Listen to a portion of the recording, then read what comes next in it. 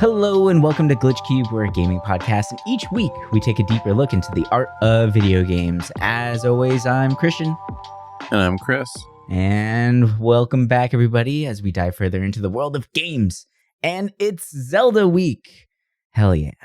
Hell yeah. Every single gaming podcast out there is probably going to be talking about Zelda this week. So we're going to do that too. We've been playing a lot of Tears of the Kingdom, and we know that this is going to be eating up a lot of time for pretty much everybody that games right now. It's pretty funny. Like today I went to a couple of schools for esports, and that's all the kids were talking about is just Zelda and how much they're playing it and how much they love it and all this stuff. And it just made me want to go back home and play even more because I'm loving every second of it, exploring everything. And I really like hearing everyone else's experience with this game. That has been the most fascinating thing. Like even right now, me and Chris talked about this for about 10 minutes before starting recording, but we've done completely different things.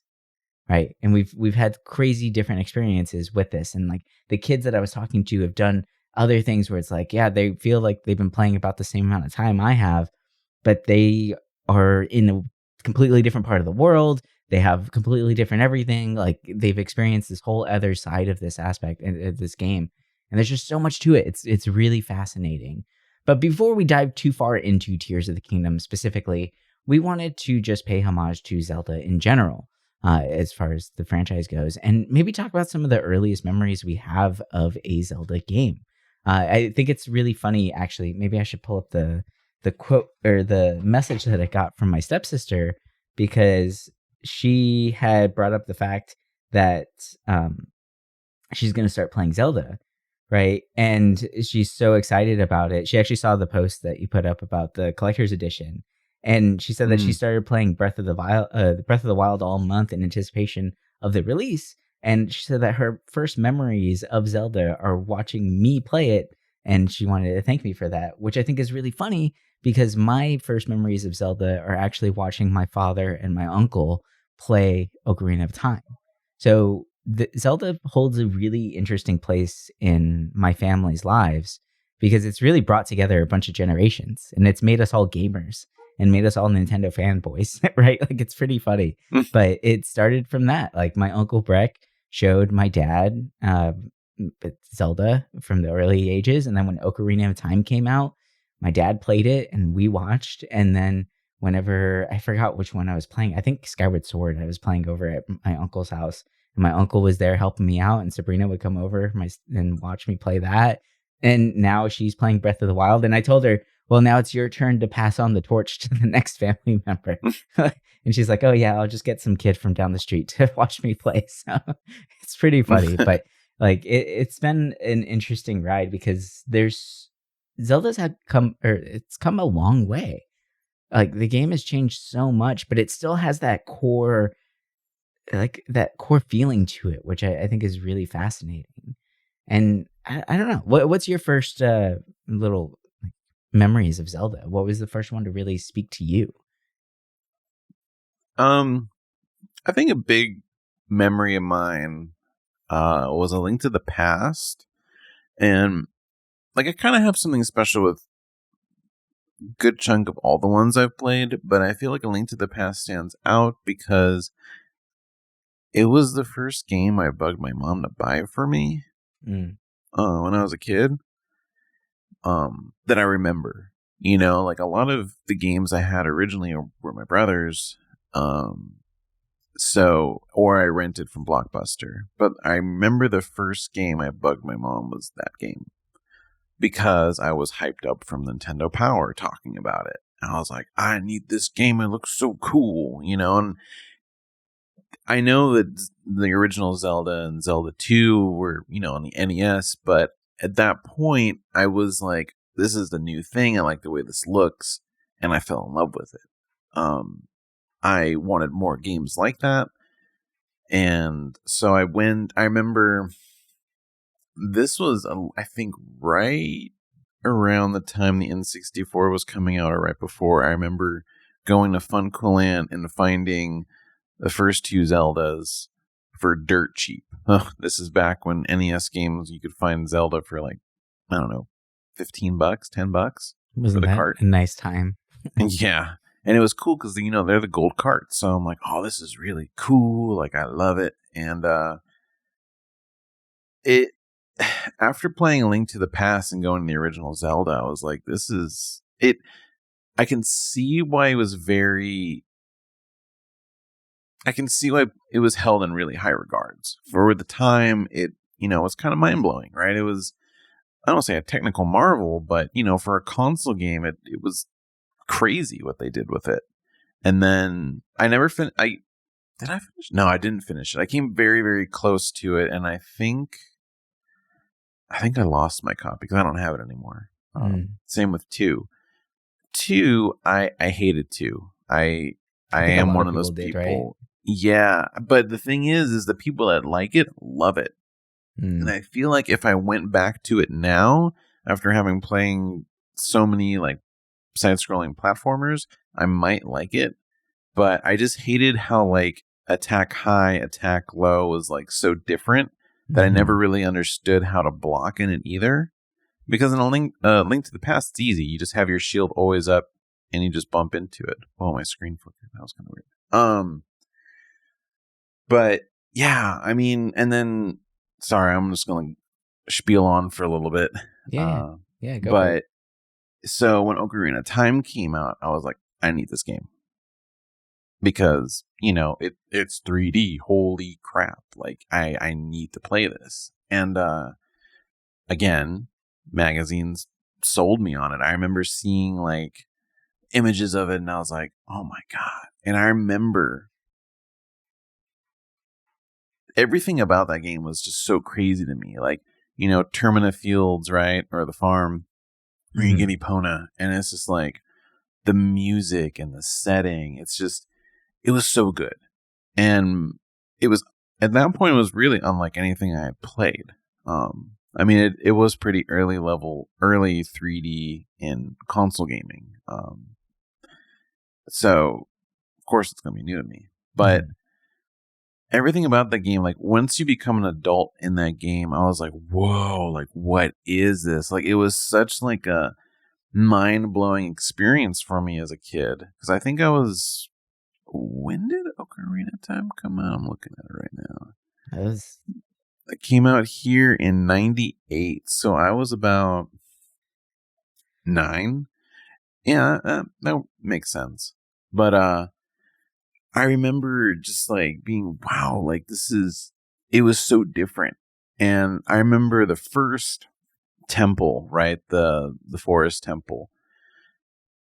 It scared the shit out of me.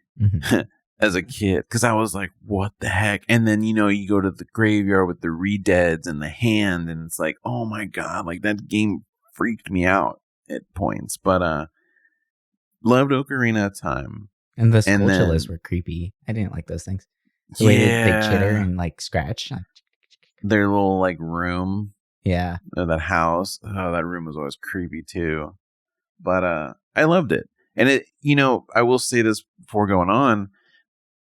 I never really thought of myself as a huge, huge fan of the Zelda franchise. But after playing Tears of the Kingdom, I realized I'm like, I really am a big fan of it. Like, I played almost all the games, but, when people ask me like my favorite games, I almost never really bring it up except for one of them, which I'll get to shortly. But, I feel like it's kind of a given, right? Yeah, I feel like most people, I don't really think I know anyone that says I absolutely hate the Zelda games.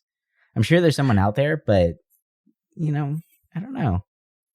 I feel like most of them are so different that you can at least find one you might jive with.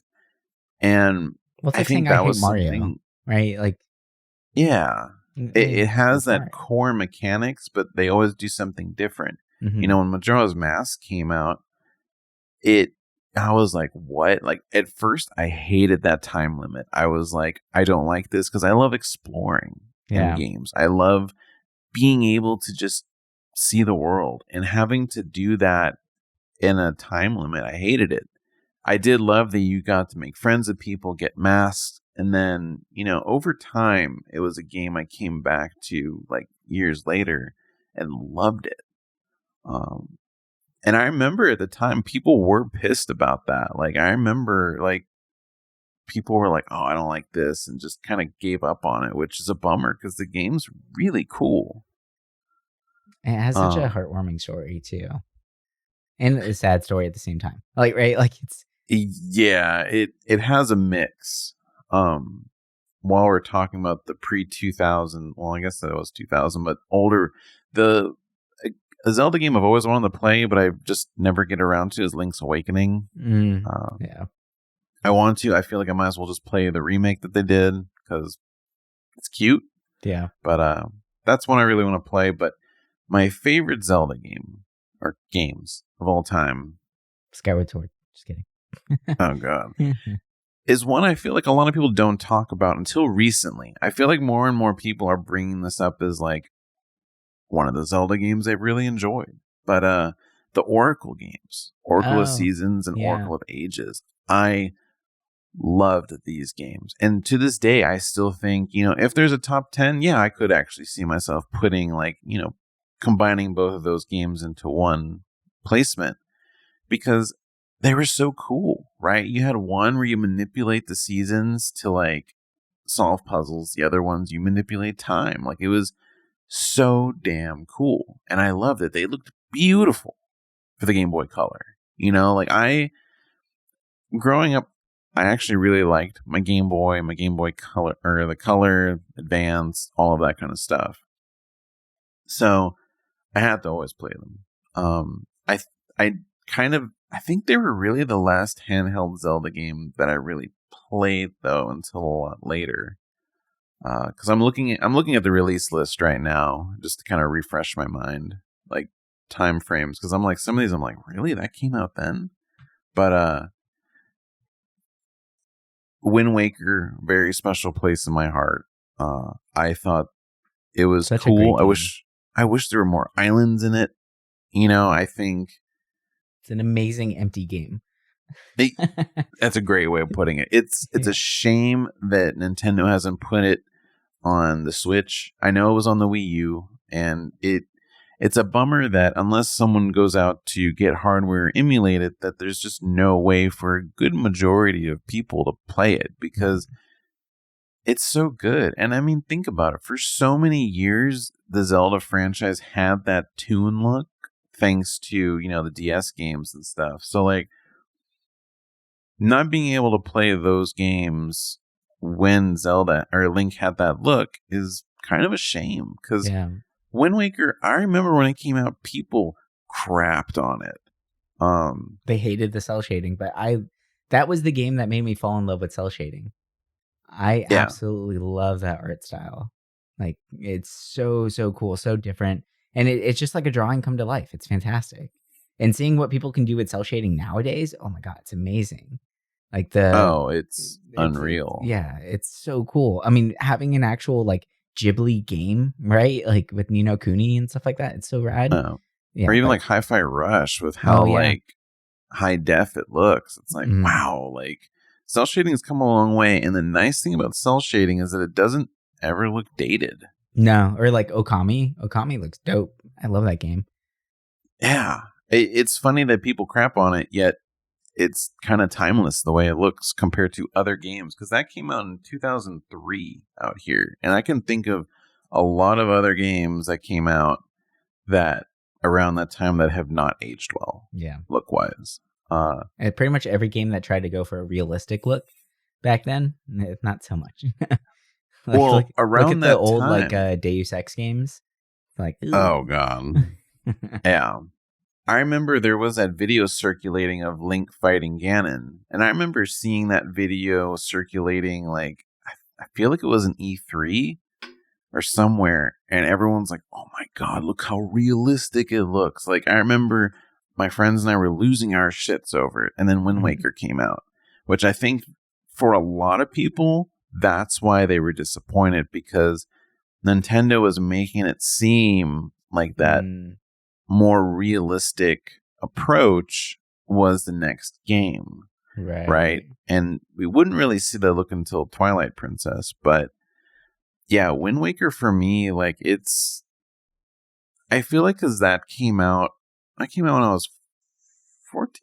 Yeah, I Yeah. was more understanding of things. So like for me, it's more impactful. But Mhm. looking at it, like I never played the Four Swords games.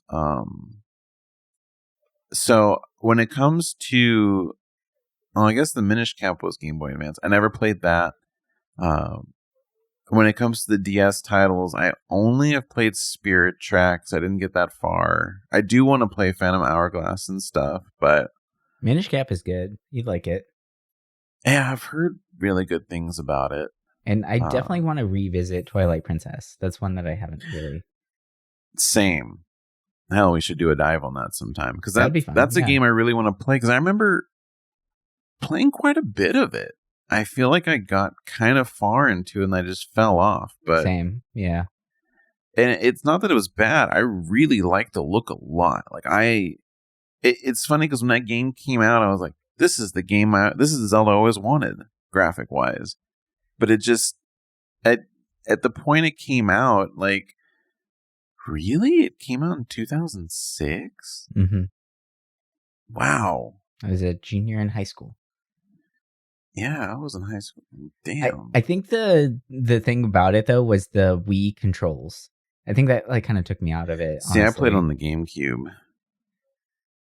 Okay. Yeah, I was on the Wii with the nunchucks and I was like Ugh. it wasn't fun, honestly. So I would like to play it with just like a regular old controller. Yeah, I think because I played on the GameCube, the controls were normal.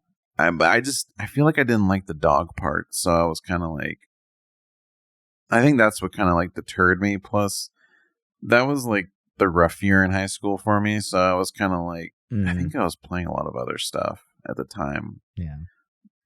But other than that, Skyward Sword, I played a little bit of it. I I think I just didn't care for the setting, so I didn't. I think I beat like the first dungeon or two, and then I just kind of stopped. I I would like to check it out again, but at the same time, I feel like yeah, I'd rather play Twilight Princess instead. So this is what I would say about Skyward Sword. A lot of people crap on it, right? I actually enjoyed the game Hmm. and I beat it all the way through, which was actually really fun. And the final battle with Ganon is pretty rad. Well, looking at it now, it's like, oh yeah, it doesn't look that good anymore. But when my memory of it is a lot more epic than what it actually looks like, because it's the float area. Like you're on basically just a pool of water with the reflections of Ganon with his flame hair and all that stuff, and he's all like huge and demoned out, right? I don't know. There's something Huh. that really cool about the final battle that I enjoyed the aesthetics of it, and I actually had a lot of fun playing it. And I think maybe part of the reason why I enjoyed playing it so much was it was a game that my uncle and me would play together. So like I'd go over to his house every day after work and play a few hours with him, and we just beat it that way together, right? And it was a nice little experience. So it was a lot of fun. I don't know. It's not. I don't feel like it's as bad as people say it is. It's not great, but it was fun still. I It, remember the controls were cool. How you like swipe the nunchuck and stuff. yeah, that was trippy to figure out. Like the actual swiping effects were really weird, but it was pretty cool at for like after you like actually learned it, and then you hold your nunchuck up to charge it for the master sword, and then you just go on a crazy flurry, and it's pretty awesome. I did really enjoy that, and I don't know. I'll be that one person that actually likes Skyward Sword, whatever. It's So, interesting when you look at the Zelda history, and there always seemed to be one every 2 years, especially when it came to like the 3D ones. mhm, Um, but between Skyward Sword and Breath of the Wild, I mean, Link Between Worlds was amazing. I mhm. love that game. I always forget about it though. I always forget it exists, but it's amazing. If anybody likes Link to the Past or top down action, that game was phenomenal. But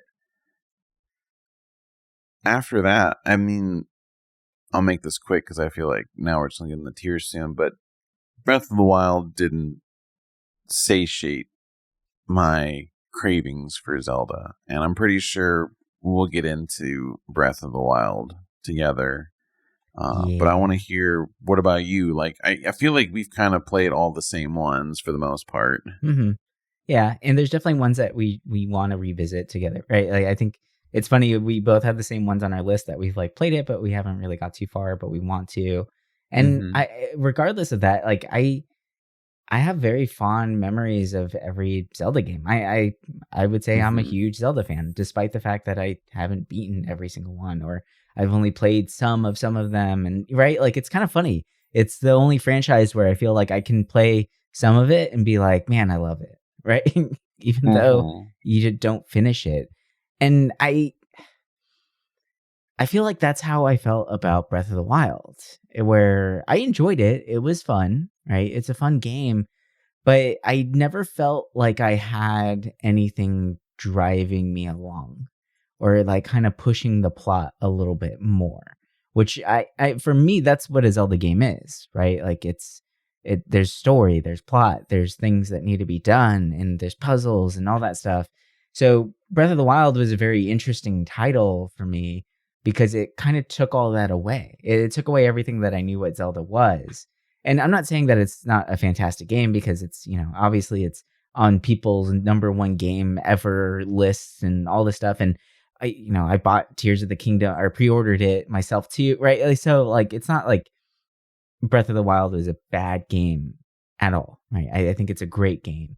It just Yeah. never really like grabbed me. I never beat it. I never really cared Oh, to. really? Yeah, I never actually beat it. I was just like, whatever.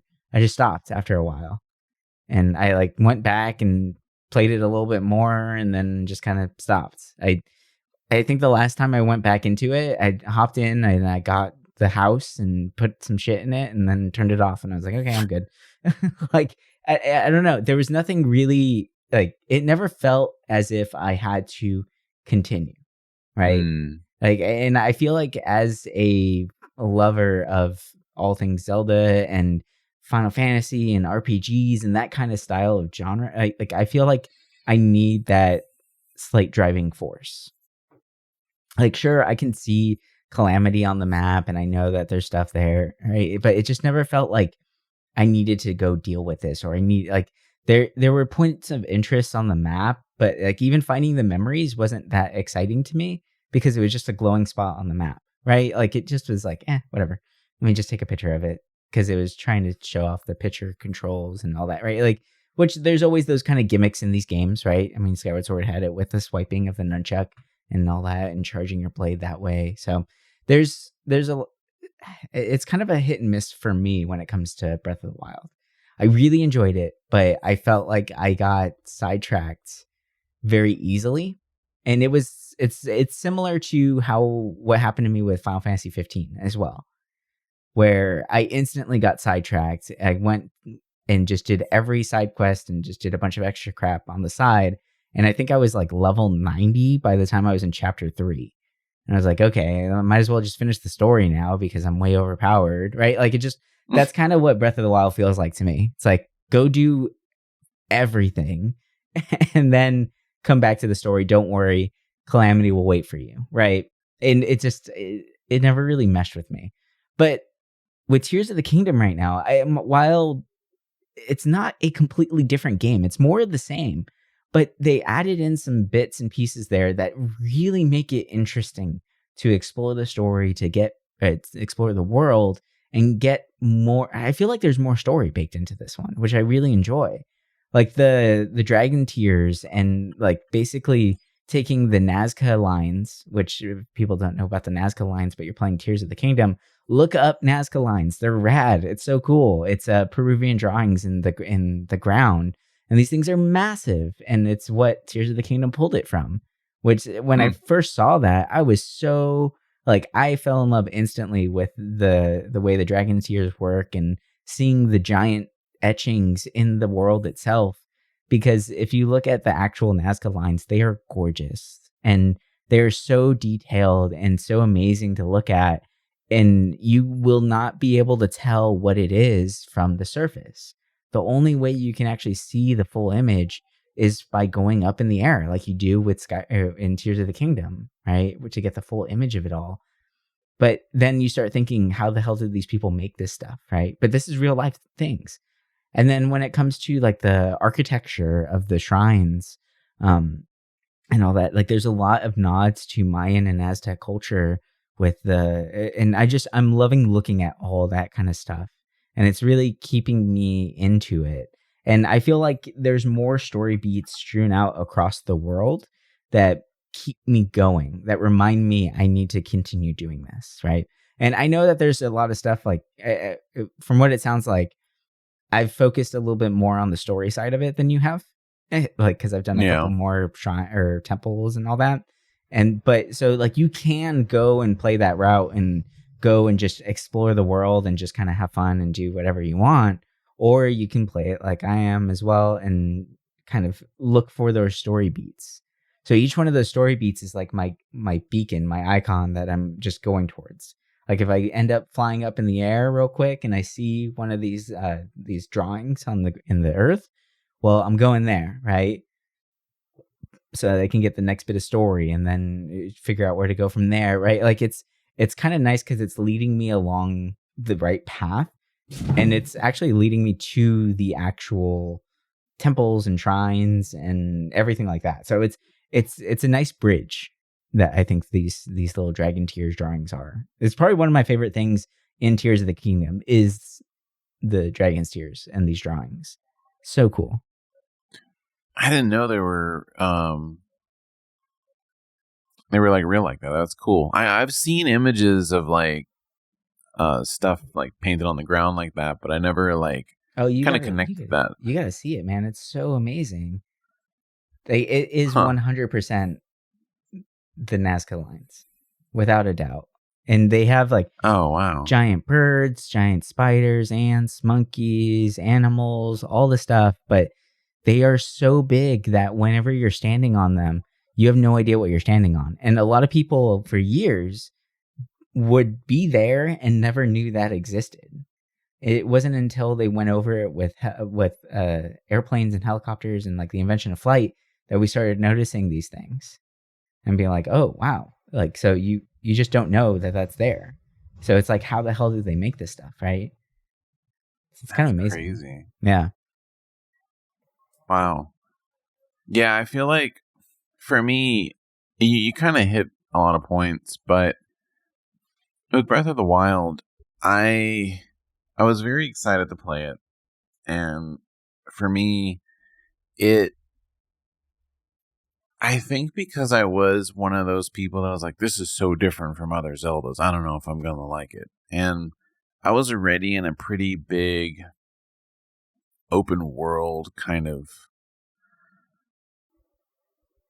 slump. I don't know. I feel like I was sick of them at that point because there was a bunch of games. Like, that was a big focus around that time it came out in games. So I was just kind of burnt out on them already. So when I played it, I'm like, there was story there, but like you said, it was kind of like hidden to an extent, especially comparing it to Tears of the Kingdom, where you're just kind of thrown into the story pretty extensively. And I feel like the memories in Breath of the Wild never really showed you that much, whereas the Dragon Tears and Tears of the Kingdom, they show you quite a bit.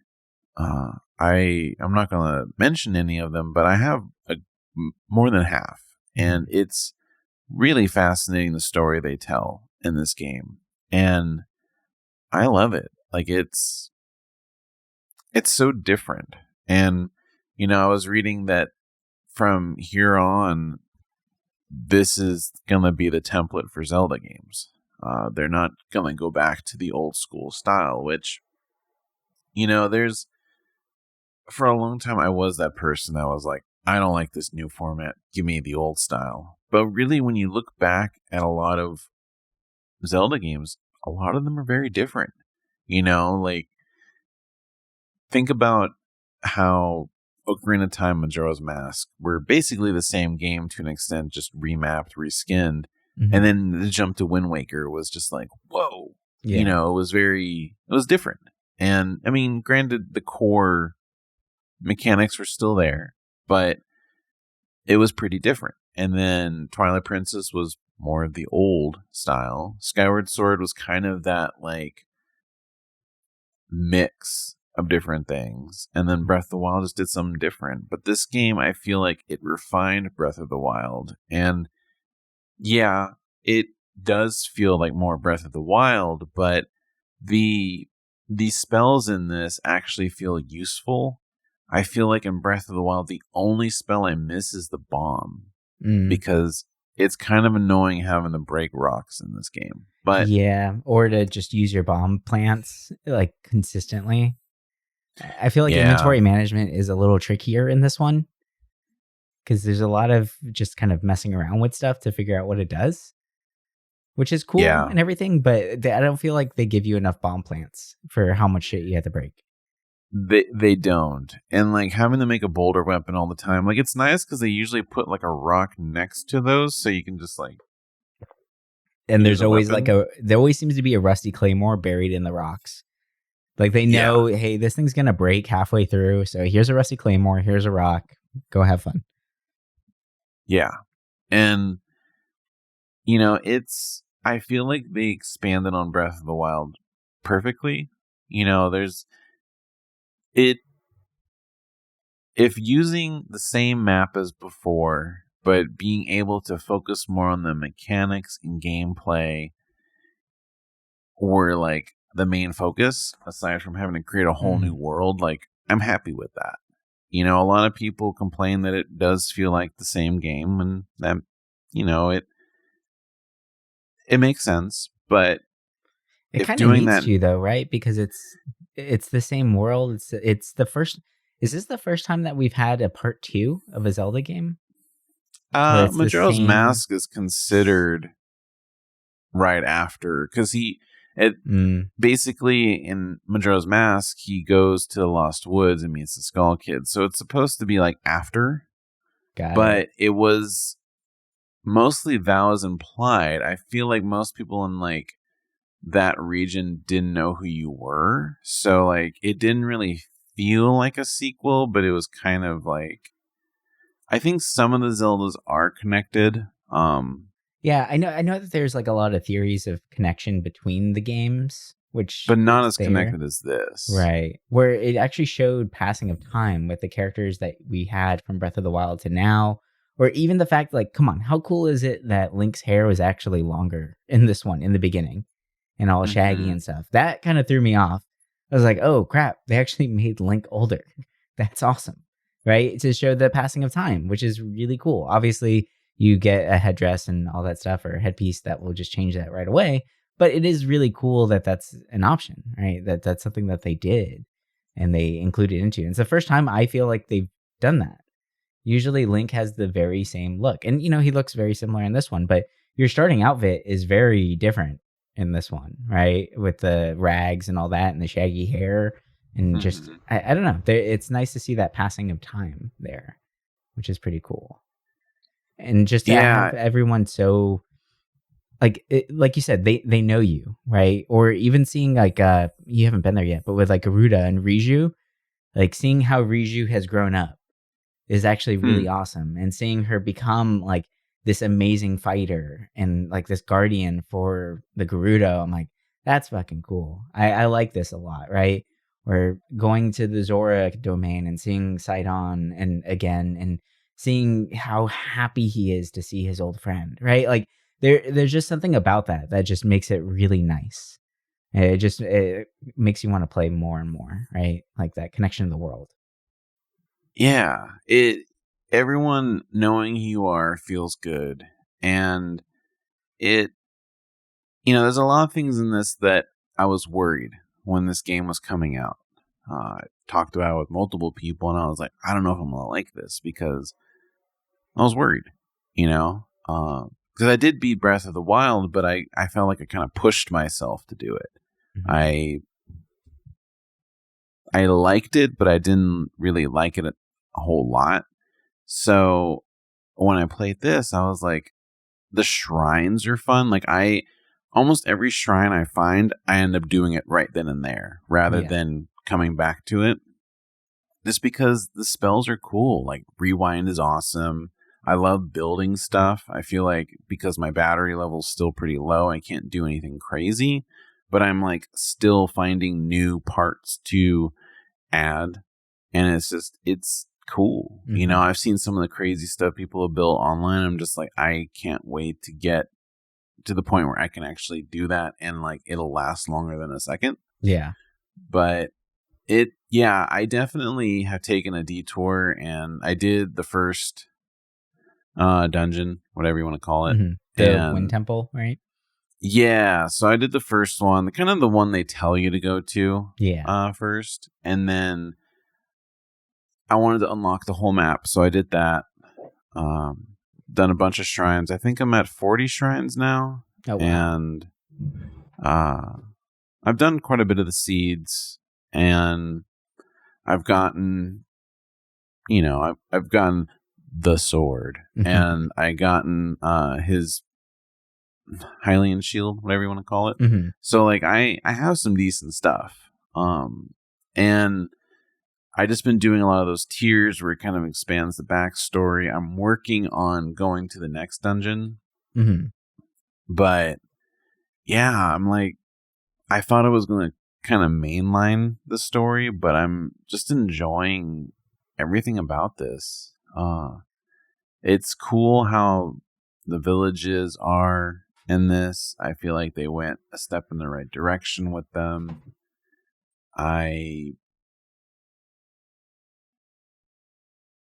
Trying to think.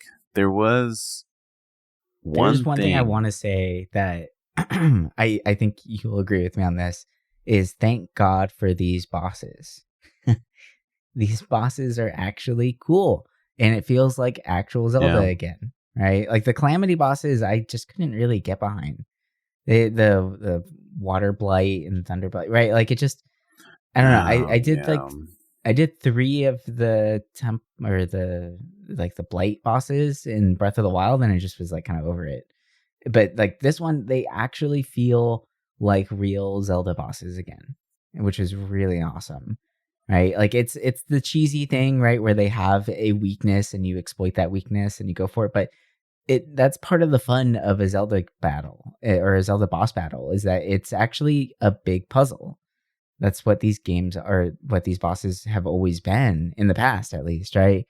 And you just got to figure out the best way to approach it. And that's exactly what this is again. And it's actually really cool. And I will say the one in the Lightning Temple, I did really like that fight a lot. That was actually really cool. And it was a little tricky, right? There's a lot of ads that kind of show up, but it was a cool fight, and it was a cool setting for the fight as well.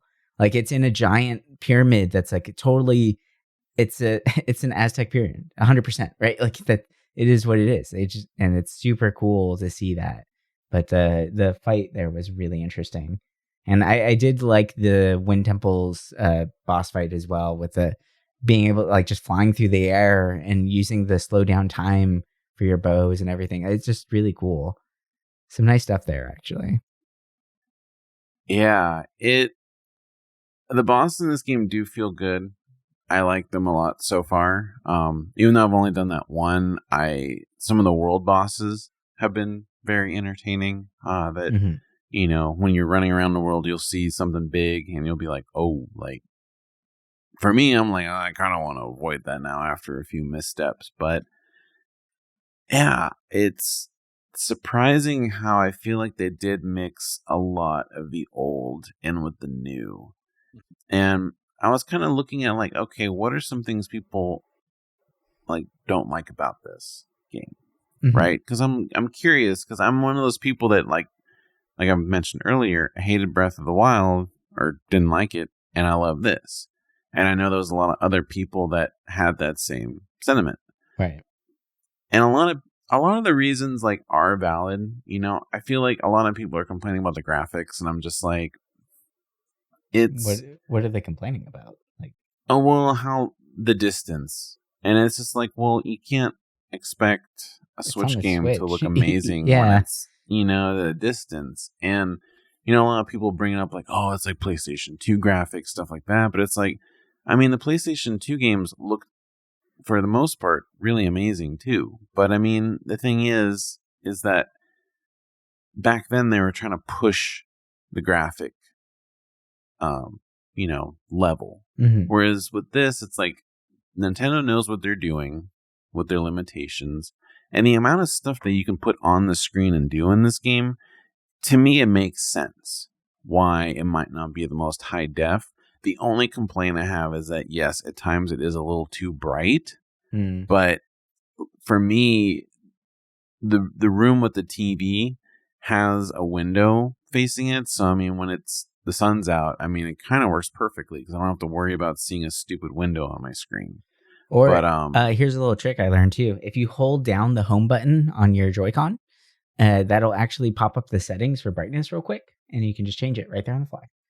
Did not know that. You don't have to go all the way to settings and do all that stuff. You can just hold down the home button.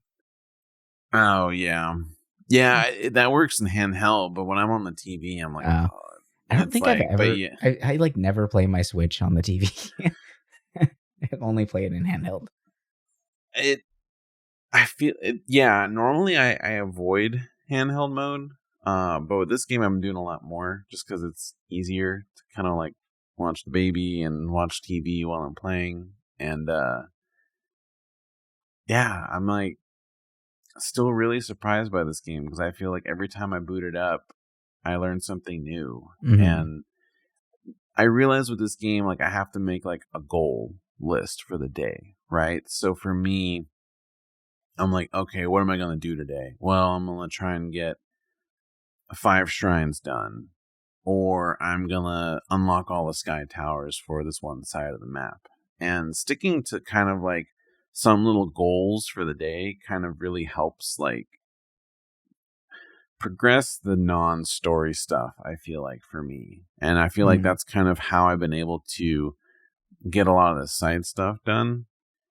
Because it's in a crazy amount of side stuff in this game. And I know that there's still more out there. I've been pretty much avoiding anything that kind of tell me about the game, unless it's like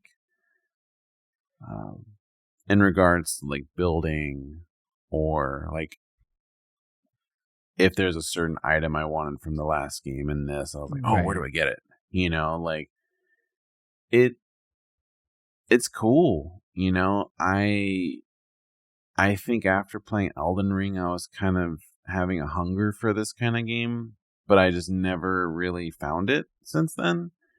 And this game has been scratching that itch in a more simplified way, you know, but it's just cool. You know, I'm happy to have a game that makes me excited to play it, where I'm at work and I'm like, I just want to play. You know, I get that feeling from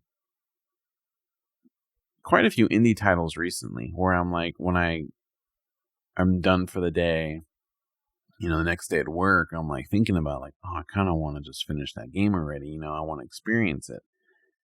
But when it comes to a non-indie title, I haven't really felt that since Elden Ring. So like a year ago. And this game is giving me that like, oh, I just want to play it. I want to see more. And it feels good. You know, it makes me even more passionate about playing games. And I feel like this year I've been more passionate about games than I have been in years. You know, I feel like this year has been so strong with games. Maybe not the AAA games, like we notice a lot of them come out broken, but this has been a great year for games, especially in the indie scene. And I feel like with this, I'm just like, damn, like I feel like at this point I will be able to beat it before Final Fantasy 16, thankfully. But hopefully, I'm loving it.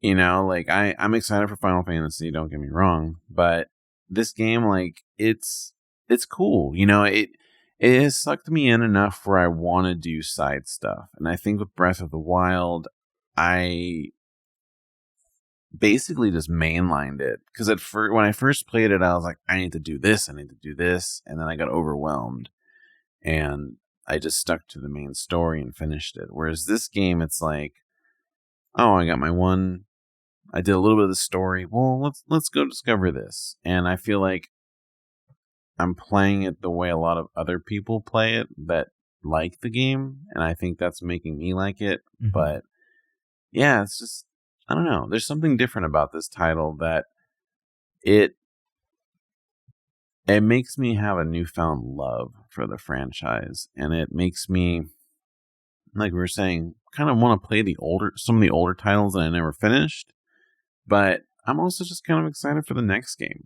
I think, like, if it's gonna be in the same map again, I don't know if they would do it a third time. I feel like the next one they'd have to do a different map, but it would still have that open setting. And I think that's something that I've come to realize, like, the open world aspect of it works so perfectly now that I look at it compared to the last title. Because every other Zelda game was pretty linear. It was always closed off. Right. But if every Zelda game after this is going to be,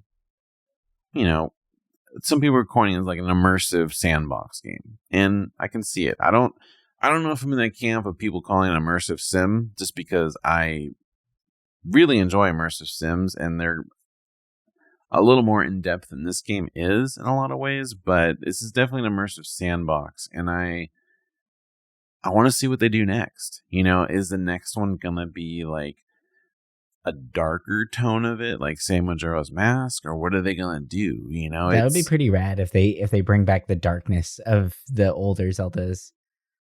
That'd be pretty awesome. I mean, I get that they're doing this to be more like open to everybody.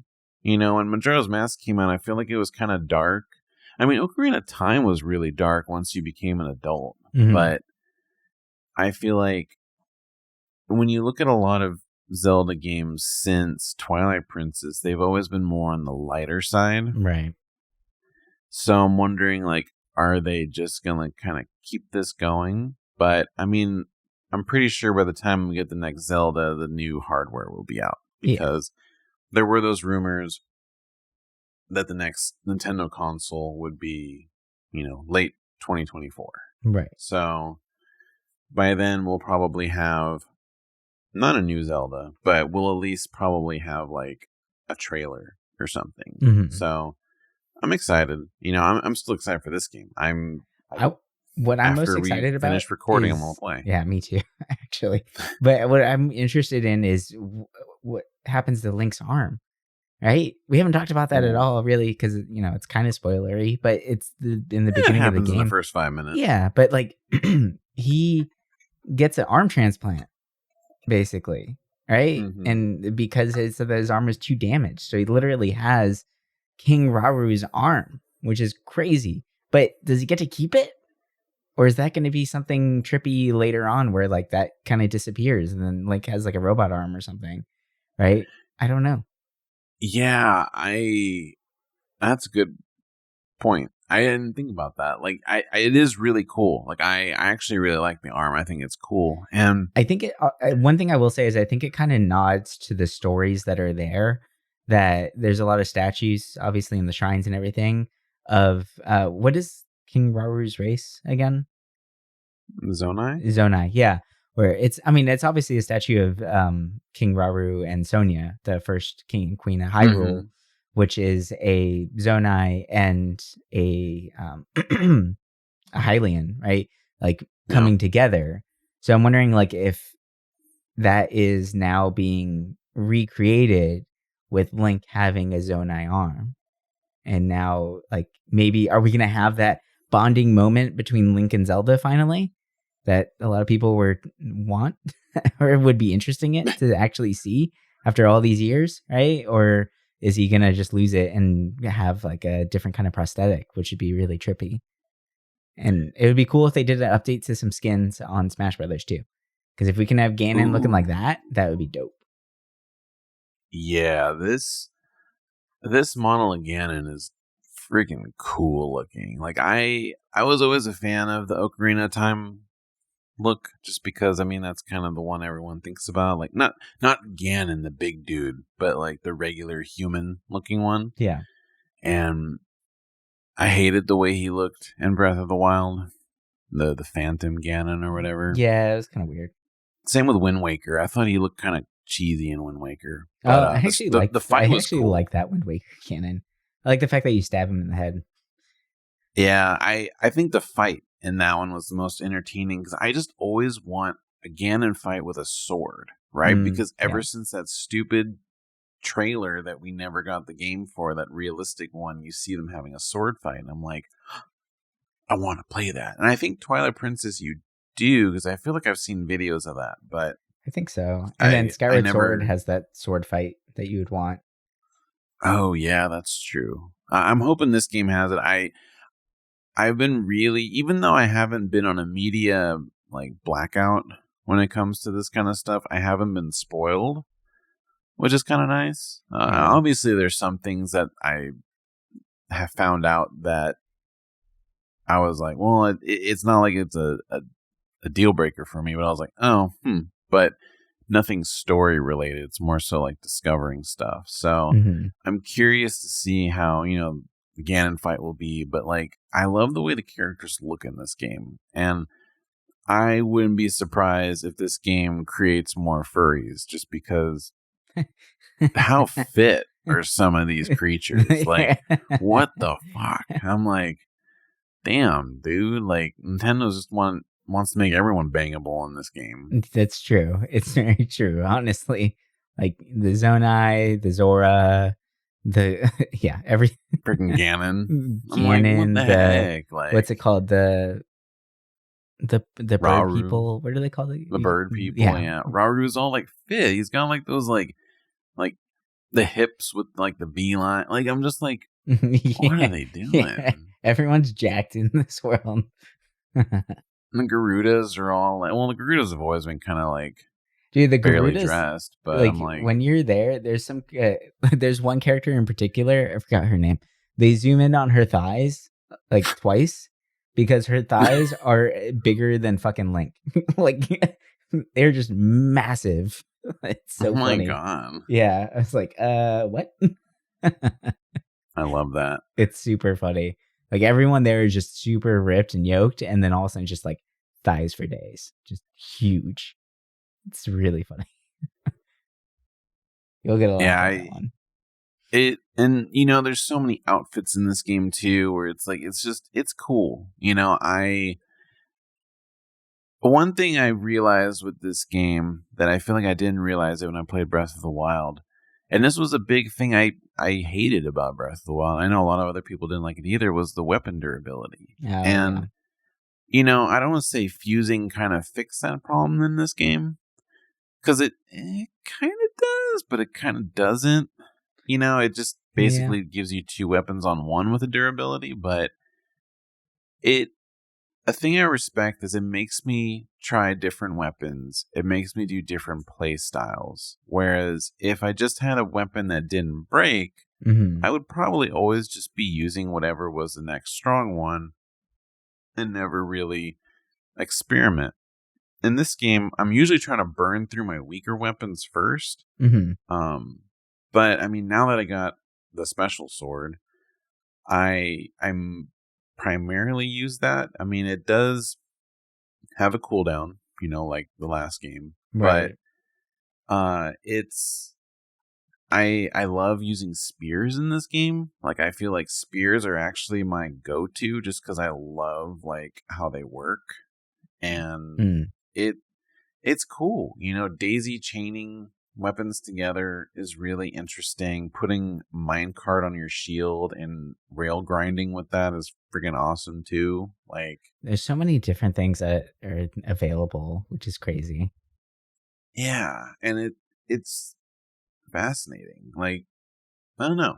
I would love to say I want to see more games like this. I know a lot of people always bring up Nuts and Bolts, the Banjo-Kazooie game, because it did kind of the vehicle building. I feel like it's weird because that game came out when I was like into games, but I feel like I just never touched it. I mean, I kind of want to play it now, but a lot of this to me reminds me of Gary's Mod, and I feel like that's kind of why I'm jiving with this game, because it's just making dumb stuff. Right. But, yeah. I love this game. Yeah. It's amazing title for sure. All right, well, that's going to do it for us this week. Thank you guys so much for listening in as we chat about Zelda, which I'm sure there's going to be a lot of people talking about this for quite some time. And I would not be surprised if this does not end up as, the number one game once again. It already has perfect ratings on multiple sites and all that stuff. It's crazy. But if you're not playing it yet, go play it. Because it's fun. If Breath of the Wild didn't really speak to you, this one will. It's a lot. It's the same but different at the same time. It's amazing stuff. But anyway, we'll talk to you guys next week with some more games and all that good stuff. But until then, bye for now.